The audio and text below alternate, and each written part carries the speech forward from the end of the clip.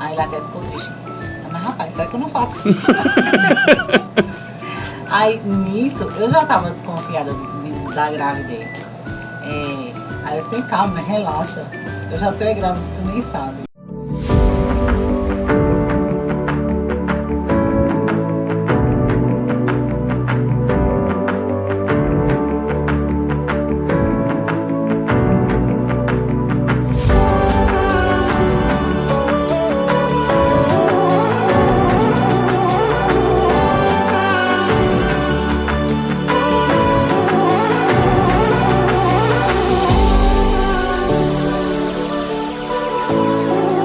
Atos Podcast. Nosso propósito é fortalecer o corpo de Cristo.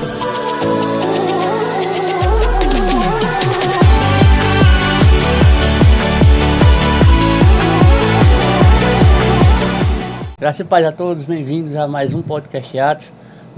Nesse dia estaremos aqui com os nossos irmãos Laio e Débora para falar a respeito do relacionamento deles, da vida com Cristo, do milagre que aconteceu, a Luna nasceu e eles vão dar um breve testemunho aqui a respeito disso. Vamos conversar, bater um papo santo e vamos poder crescer em Deus, na graça de Deus, e vamos servir esse testemunho como um crescimento para que pessoas que têm o mesmo desejo vejam que Deus opera ontem e hoje da mesma forma. Então, bem-vindo Laio, bem-vindo Débora, e vamos dar início para que vocês possam falar para o público a respeito desse início do relacionamento que onde vocês se conheceu. A gente se conheceu há um tempo, mas a gente tava sem se ver há um bom tempo. Uns dias sem se ver, né? Mas a gente tem uma certa amizade e por isso que eu convidei vocês para que a gente possa estar conversando e tá também levando, né, para que o povo conheça essa história e também seja uma fonte de inspiração, de fé, onde vocês estavam, onde vocês estão, para a glória de Deus. Então, se vocês puderem falar a respeito mais desse início do relacionamento, como foi, como vocês se conheceram, fica à vontade aí. Amém. Graças e paz a todos, né? É um prazer estar aqui, Flávio. A gente teve essa ocasião, né, de a gente se ver agora, já faz um bom tempo que a gente não se vê. Tá falando até de Cristo também, né? A gente tá um bom tempo sem ver ela. E vamos embora. Falar o que Deus fez nas nossas vidas, a misericórdia dele, né? Tá um milagre aqui, ó, dormindo.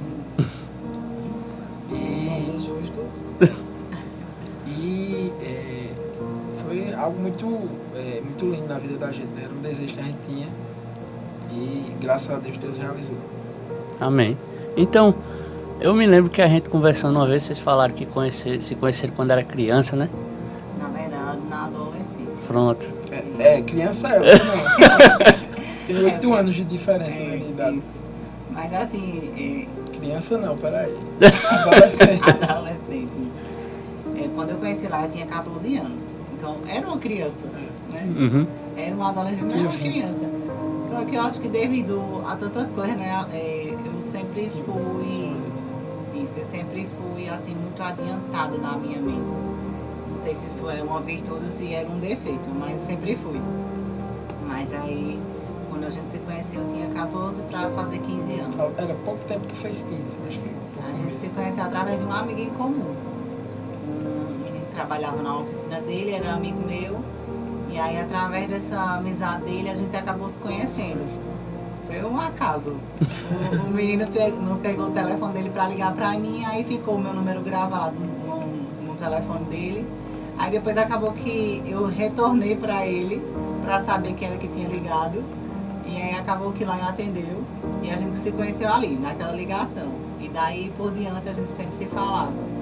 Aí era na época que tinha Orkut e MSN, a galera de hoje não vai saber o que é isso.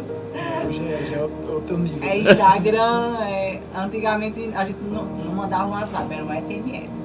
Então a gente era namorado de SMS, a gente mandava um SMS e aí a gente foi começando a se conhecer, aí foi quando ele conheceu minha mãe, aí a gente foi, era aquele relacionamento que as pessoas não dão nada e acaba acontecendo tudo.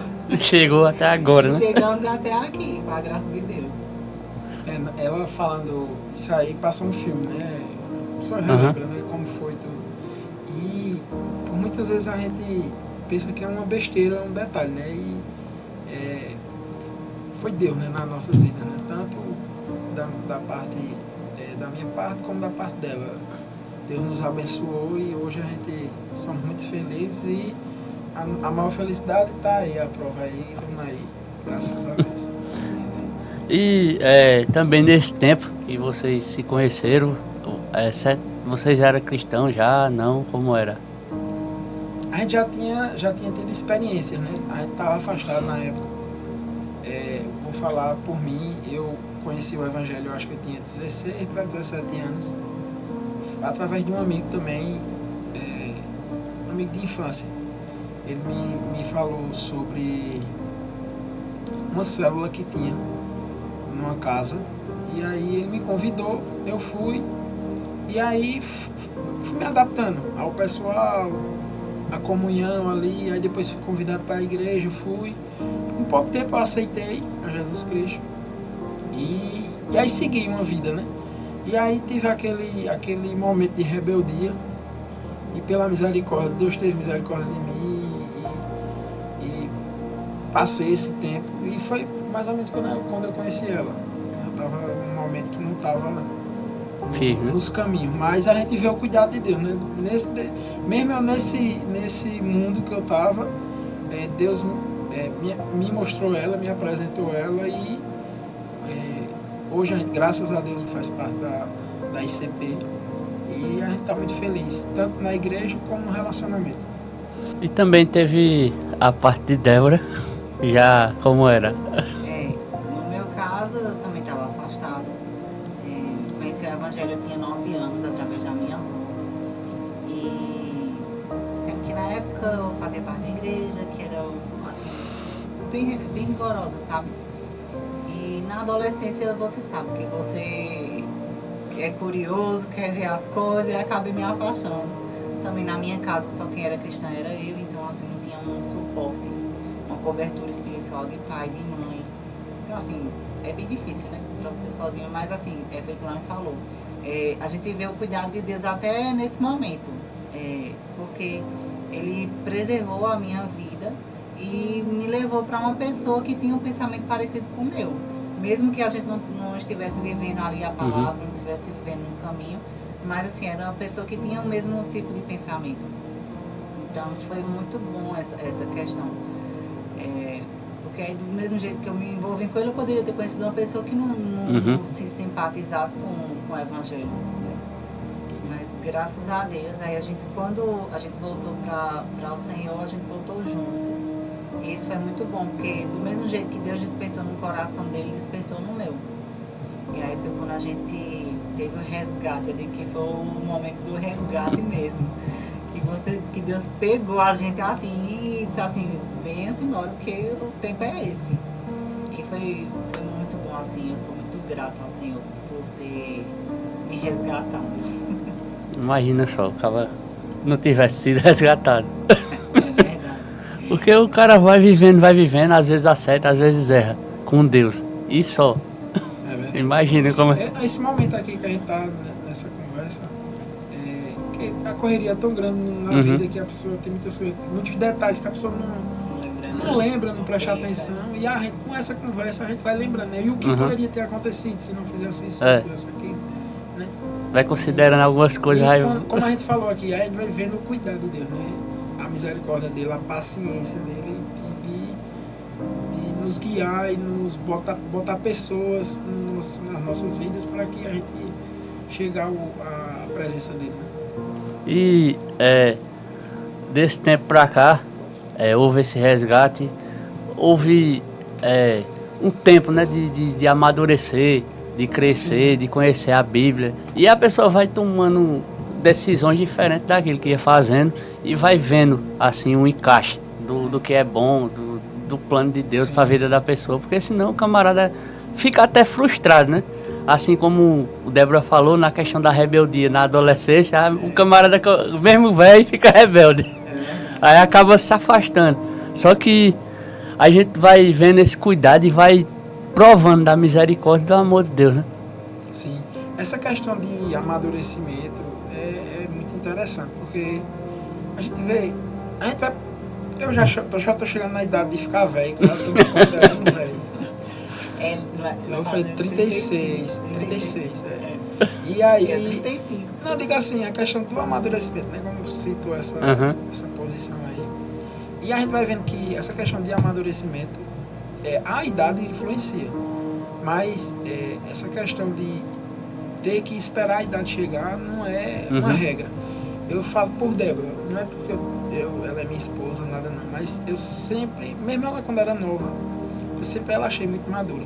E hoje a gente, às vezes, amizades que a gente tem, e a gente vê tanta imaturidade com pessoas bem mais velhas que ela, parece bem mais que o cara velha não em cresceu, relacionamento. Né?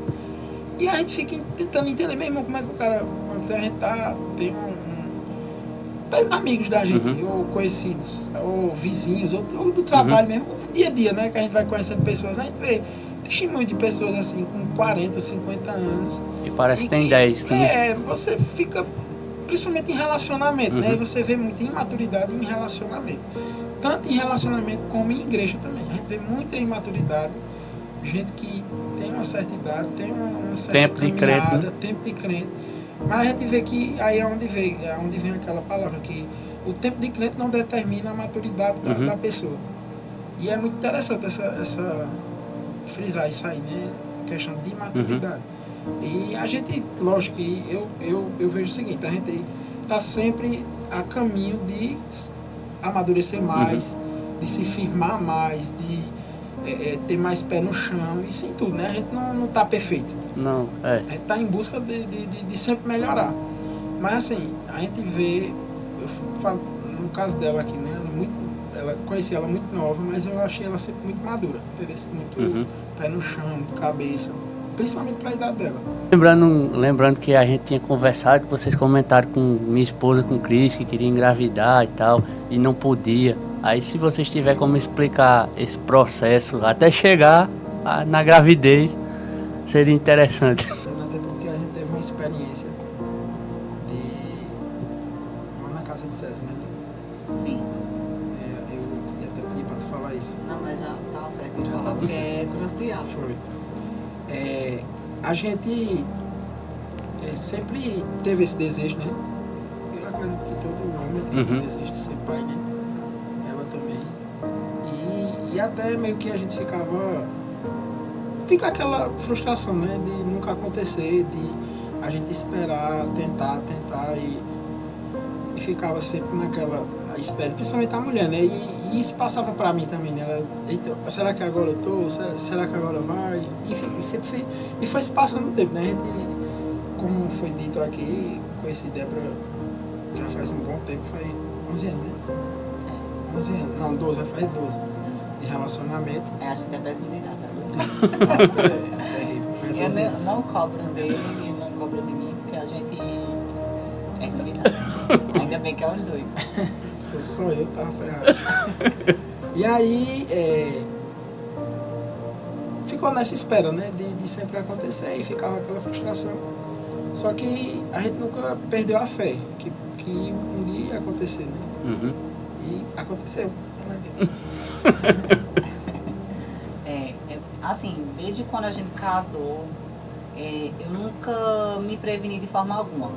A gente nunca usou nenhum método contraceptivo, nunca tomei anticoncepcional, nada.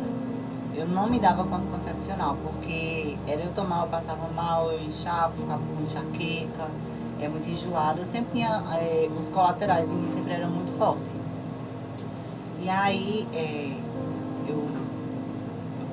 logo quando a gente casou, eu descobri que tinha uma inflamação bem grande no útero.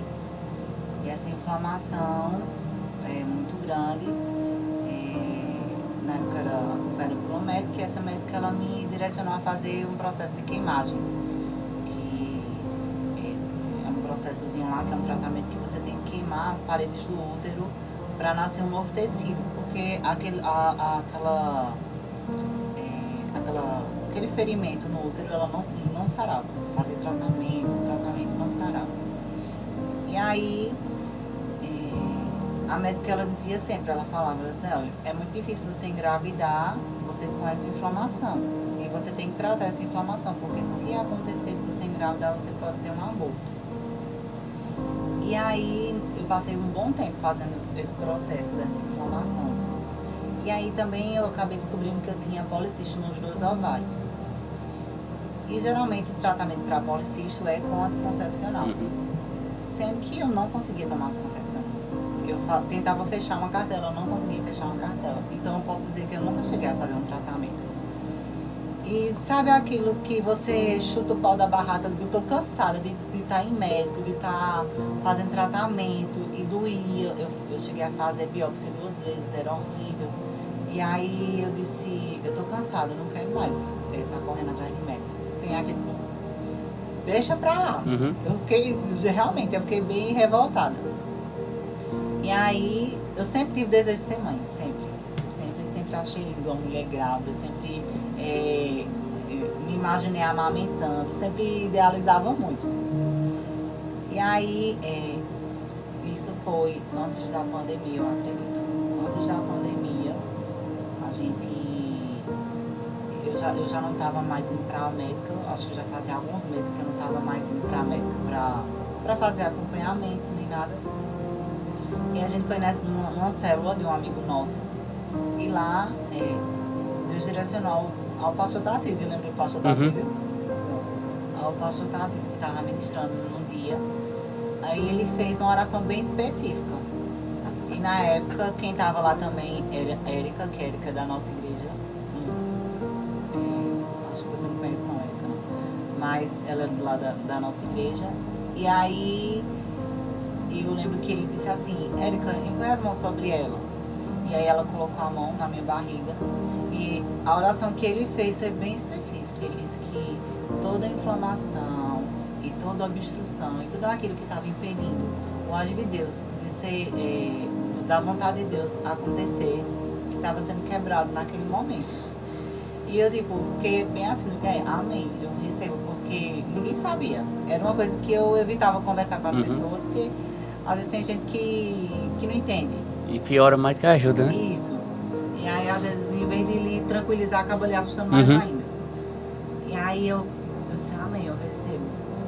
E quando foi eu acho que mais ou menos um mês depois, foi mais ou menos um mês e pouquinho, eu disse, eu vou refazer meus exames, exame de rotina.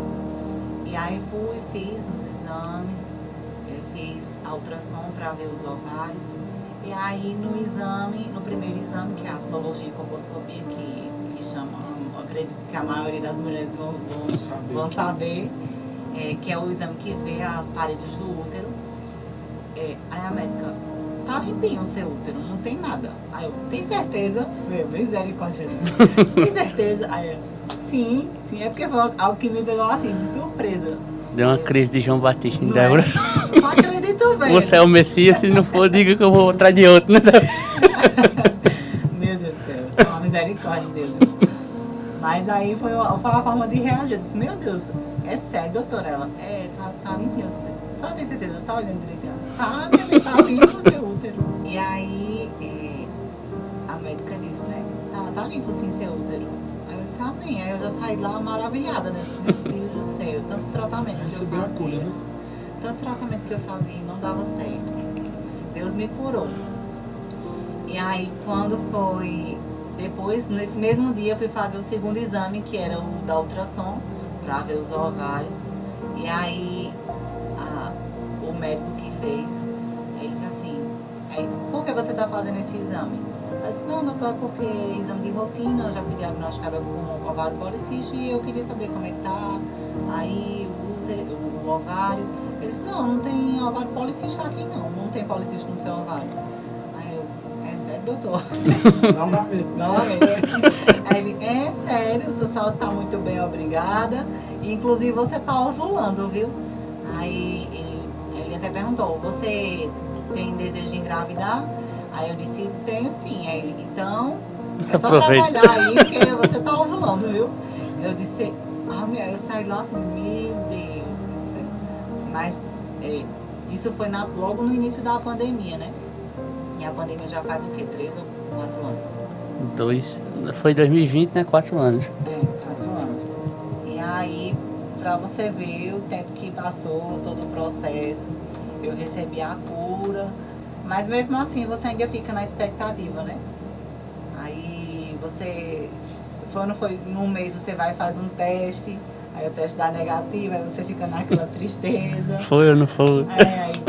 Aí trabalho psicológico, não é o momento Isso agora, levou, mas vai vir. isso levou um tempo também, não foi? Levou, então não é o que eu digo. Depois da pandemia, foi quando eu fiz que eu recebi a oração, recebi a cura e fiz os exames.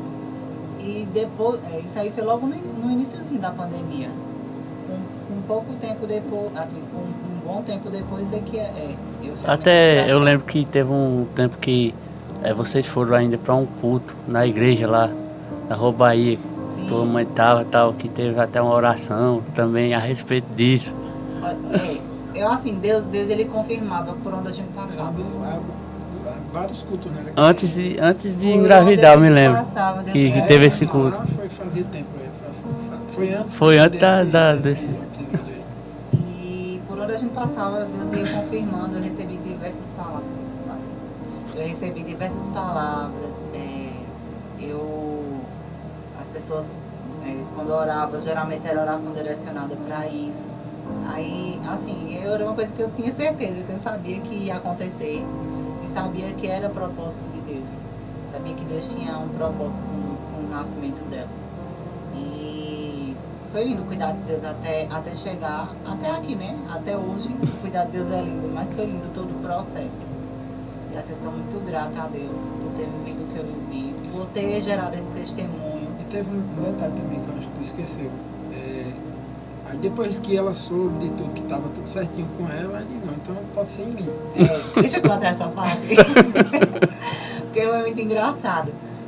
Aí na época, aí um tempo depois, né, que quando voltou os cultos normal, que a gente pôde voltar a congregar, depois da pandemia, né, a gente ingressou na ICP. E aí, na ICP tava uma onda de fertilidade. Tava uma onda de fertilidade que as mulheres tudo engravidando. Aí eu disse, meu Deus do céu. E aí nisso tinha uma médica que acompanhava a maioria das mulheres da igreja. E aí eu fui, disse assim, vou procurar essa médica. E aí essa médica foi e disse assim, olha, com você tá tudo ok. Agora a gente tem que investigar o seu esposo. Porque assim, eu sempre tentei fazer a minha parte, né?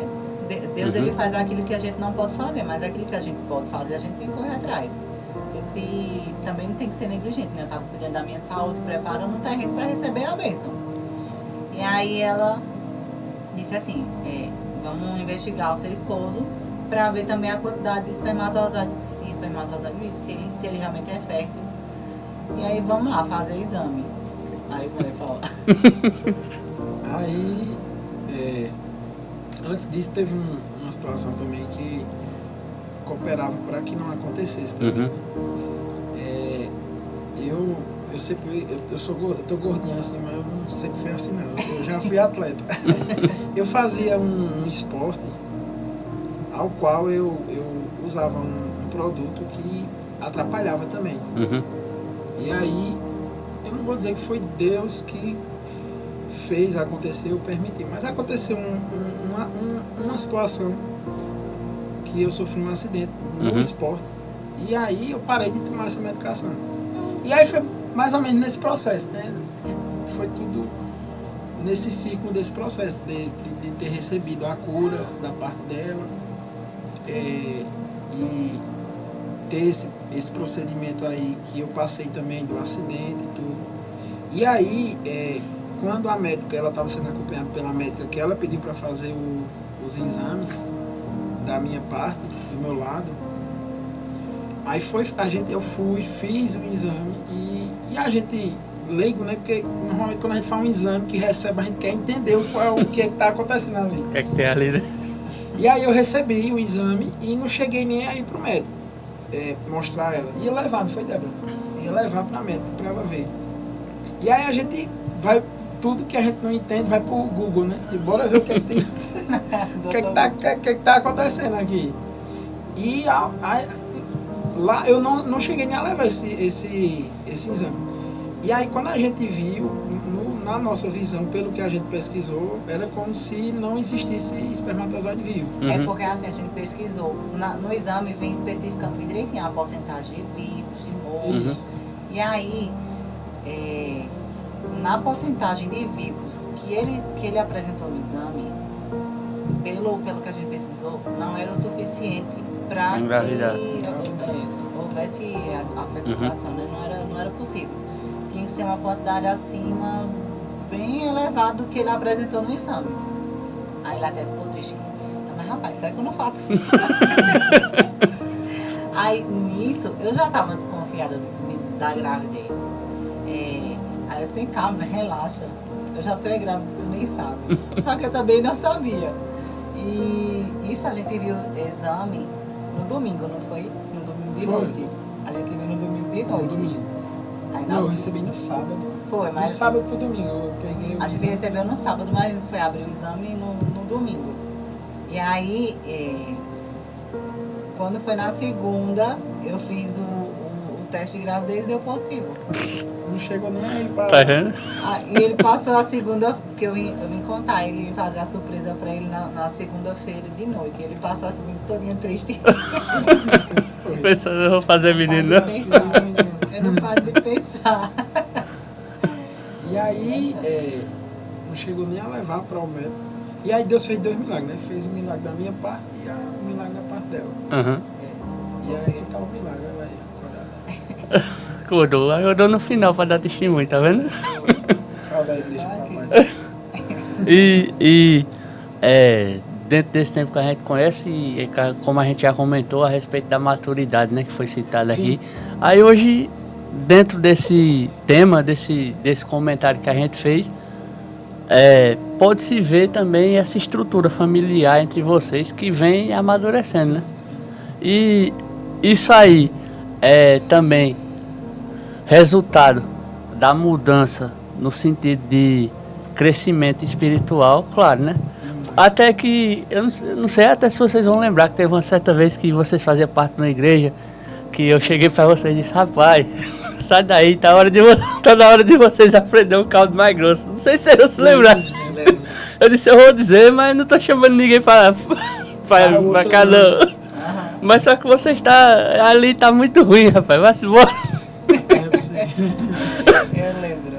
Aí, ali, acredito que até pela amizade, né, que a gente tinha, foi nesse sentido, para que houvesse, né, o amadurecimento de vocês. E uma coisa também que eu estava observando, e lembrando, né, aqui enquanto vocês falavam, toda vez que a gente passava por mudança, eu e Cris, né, até a gente comentou uma vez, toda vez que a gente vai se mudar de igreja para fazer alguma coisa, aí tá Débora e lá junto. A gente começou a fazer evangelismo, aí tava todo mundo junto, aí a gente foi pra igreja. Aí agora, aqui também, né? Começando, e também tá também. Fazendo parte. Aí é engraçado que toda vez ocorre isso, né? E, pra glória de Deus, essa estrutura familiar, como é que vocês veem esse processo, no sentido bíblico, assim, na vida de vocês? Depois que tudo aconteceu, né? É tudo um processo, né? A gente vai, como eu te disse lá no início da nossa conversa aqui, vai passando um filme, né? É um processo, né? A vida espiritual da gente é um processo. E depois da família completa, como havia falado, muda completamente a visão. A gente, é como se foi dito. A gente vai a cada dia aprendendo, se fortalecendo. E a visão muda completamente, porque agora não é só mais eu, não é só mais ela. Somos nós três. Tem mais um dependendo, né? E a gente quer passar essa... A gente, biblicamente, a gente tem essa responsabilidade, né? De passar Cristo para ela. Ensinar no caminho, né? O caminho começa pela gente, né? Começa dentro de casa, né? A estrutura está em casa. E a gente pensa muito nisso, né? A questão da vida espiritual dela também. Entendeu? Sabe que vai sair no... Um pouquinho. Porque se ela começar a gritar mesmo, meu filho. Ai, menina, né? Enfim, aí botar uma música de fundo. Botou a musiquinha por baixo. Sim, era o que mesmo? A estrutura familiar, o crescimento espiritual depois da família, né? Isso. Não, realmente, tanto a estrutura familiar como a estrutura da gente como pessoa muda totalmente. Todo o processo também que você passa, você vê como Deus ele vai tratando com você, vai lhe amadurecendo. É totalmente diferente, né? De você estar ali intercedendo por você e agora você tem que interceder por um segundo, né? A gente já intercedia, tinha um cuidado espiritual na nossa casa com o nosso relacionamento, mas agora com o filho é totalmente diferente, assim, é algo que realmente requer que você entre num profundo e é tão, assim, é maravilhoso. Ela realmente mudou muita coisa na gente, a nossa vida mudou muito, assim, Deus transformou muito a vida da gente através dela. É um processo maravilhoso. Todos os dias a gente realmente sente o processo, né? E assim, cada fase que vai passando, a fase da gestação, até que vem a fase do nascimento, que é aquele processo, né, de mudança de vida. Mas Deus ele tem tratado muito comigo. Eu falo em particular mesmo, assim, como mulher, como esposa, como mãe. Deus vem mostrando que realmente o chamado é esse, é para cuidar da minha casa, é para cuidar da minha família. Ainda que aconteça de futuramente, porque assim, para quem não conhece, para quem não me conhece, eu sou formada em educação física e eu trabalhava como personal. Eu tinha minhas clientes, tudo direitinho, e eu abdiquei totalmente da minha vida profissional para ser mãe. E assim, eu tenho vivido uma vida de realização. Não vou lhe dizer que não, porque realmente é verdade. Deus tem dado muito a gente, né? Deus, ele tem provido de uma forma assim que a gente fica surpresa. Meu Deus, só o Senhor mesmo para fazer. Eu falo assim, não no sentido de financeiro, de alegria mesmo, né? De tudo, assim, de prover de tudo. Todas as necessidades porque ele vem provendo. É provisão, prosperidade é em tudo, né? Não é só dinheiro, né? Sim. Uma vez a gente vinha no carro, me lembrei agora, tu vai rir com isso. A gente vinha no carro, aí, acho que foi tu que falou, não lembro. Sei que a gente comentou a respeito disso. Sabe que a gente tá sonhando? É tanta coisa boa, né? Que a gente tá sonhando aí, ó. E também, falando aqui agora, a gente deixou até escapar uma coisa, do acidente lá que tu teve antes. Naquele tempo que cortou os coros dos pés e tudo. Minha filha teve o pior. Eu tive o pior, não foi esse justamente do... Foi. É porque assim, olha, a gente não associa a Deus às coisas ruins que acontecem, né? Mas a gente sabe que em tudo existe um propósito. E às vezes assim, até pela questão do amadurecimento, a inconsequência, né, que o camarada tem, né? Às vezes você é uma colheita de às vezes. Mas é justamente isso, que Deus ele é tão bom e ele é tão misericordioso que até na situação ruim ele consegue transformar. E da situação ruim que foi quando aconteceu o acidente dele na bicicleta, que aí ele parou os suplementos, parou de tomar as coisas que ele tomava, aí mudou totalmente, né? É como se tivesse limpado o organismo. E a gente acredita, né? Que realmente foi... Deus sabe todas as coisas. Foi tudo e ele tava, tipo assim, ele tava muito focado na bicicleta e esquecendo das demais coisas. E é como se fosse sossega aí, se aquieta um pouquinho. Sosseguei. Sossega um pouquinho. É porque vai... Até hoje eu achei o caminho da volta do ciclismo que eu falo. O crescimento no sentido do amadurecimento, Não, né? A pessoa vai mudando tudo, já né? que a gente tá tocando nesse assunto, né, dos acontecimentos e do amadurecimento, quando você está envolvido com alguma coisa que o ser humano tem muito disso, né? Ele, quando se envolve em alguma, seja um esporte ou que seja um relacionamento, uma pessoa, a gente vê isso nas pessoas. Isso deixa meio que você cego para outras coisas, até para a vida espiritual mesmo. Até o meu espiritual atrapalhava também, porque era obcecado pelo negócio. Era a bicicleta de manhã, de tarde, de noite. Aí aquela obsessão pelo esporte e acabou que Deus sabe de tudo, né? Foi tudo na hora certa, no momento certo. E a gente agradece a Deus por ter sido nesse momento agora, porque a gente não sabe. Se viesse, é porque foi Deus tinha permitido e ia dar certo.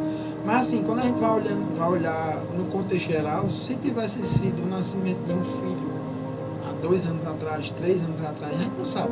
Se fosse meio uma pandemia, né? A gente não sabe. A gente não sabe o que poderia ter acontecido. Mas Deus sabe de todas as coisas. Né? Até nisso a gente agradece e vê a mão de Deus até nesses mínimos detalhes. Né? Foi no momento certo, numa idade certa, tudo aconteceu no momento perfeito. E a gente está curtindo muito essa vida de pai, mãe e família.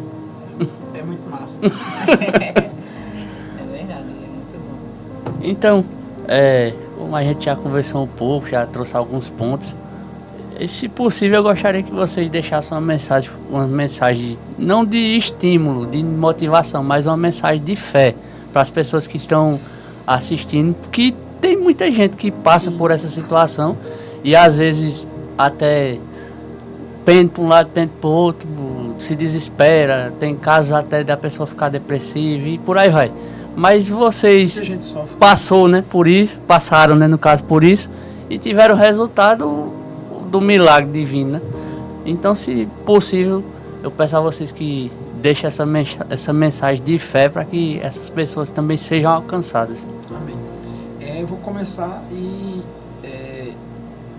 a mensagem que eu deixo para você que está nos escutando, né?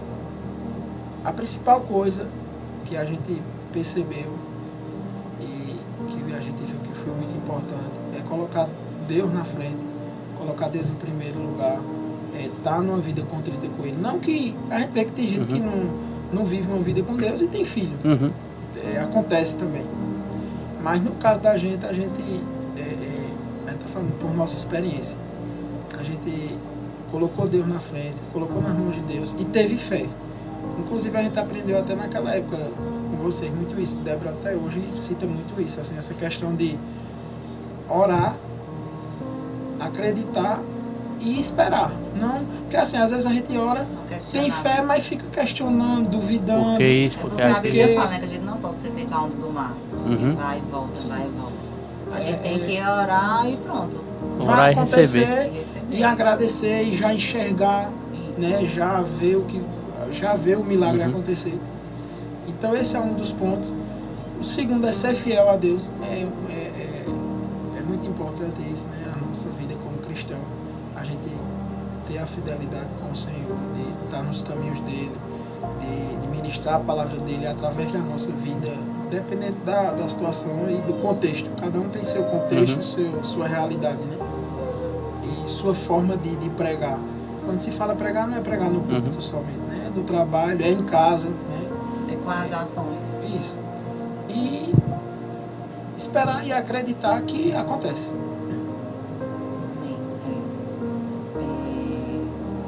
Independente de seja em relacionamento em relação à espera de um filho, independente de qualquer milagre, eu acho que o ponto-chave é isso que Lai falou, né? É você saber entregar a Deus. Deus, ele se alegra em realizar o desejo do nosso coração. E principalmente quando está em concordância com a palavra. E no nosso caso, gerar um filho, a gente sabe que a família é um projeto de Deus. Então Deus, ele é o maior interessado em fazer com que a família cresça, com que ela seja abençoada. E você sempre apresentar na mão do Senhor, eu acho que é o principal. Você mostrar os seus projetos a Ele, dizer, Deus, ó, aqui, eu tenho um desejo disso, eu sonho com isso, eu preciso disso. O Senhor pode me ajudar? Mostra ao Senhor. E orar para que aquilo aconteça e também se posicionar, né? Porque também não adianta você orar e você não se posicionar. Feito lá, eu estava dizendo assim, a gente tem que ter ações de fé, tem que ter atitudes de fé. Digamos que você está esperando uma cura. Então, se você está esperando uma cura, se comporte como uma pessoa que já é curada. Você sofre de algum mal. Então, se comporte como uma pessoa que já se livrou desse mal. embora que você ainda não tenha se livrado. Mas a fé não é isso? É ter certeza daquilo que a gente espera. Mesmo que aquilo que a gente quer não aconteça, mesmo que a gente ainda não esteja vendo. Uhum. Então, eu acho que a fé é quem move o coração de Deus. Deus, ele não se move por Choro, desespero, drama. por choro. Muito menos por reclamação. Isso. Pior ainda. A gente tem um louvor que são muito bonitos até, mas às vezes foge um pouco, né? Dizer que... Tá chorando, geme, chora, né? Chora para o Senhor, se derrama. É bom, gente, chorar para o Senhor. Uhum. A gente tem que se derramar nos pés dele mesmo. Mas o que vai chamar a atenção de Deus é a nossa fé. Porque sem fé é impossível, né? Agradar a Deus. É impossível agradar a Deus. Então, coloca a fé em prática. É um aconselhamento que eu dou para quem estiver passando o que estiver passando, estiver precisando o que estiver precisando. Coloca a fé em prática. Tá esperando um filho? Quer ter um filho? Então, já vai pensando no quarto, vai preparando o quarto da criança, vai preparando, vendo como é que você vai fazer para colocar o berço, vai comprando chupeta, mamadeira. Eu mesmo, essa questão de diagnóstico, eu vejo como se fosse uma corrente que prende o cara. E se o camarada ficar segurado por ela, o cara não sai do canto. Sim. E é como Débora falou, se comporte de acordo com o que você crê.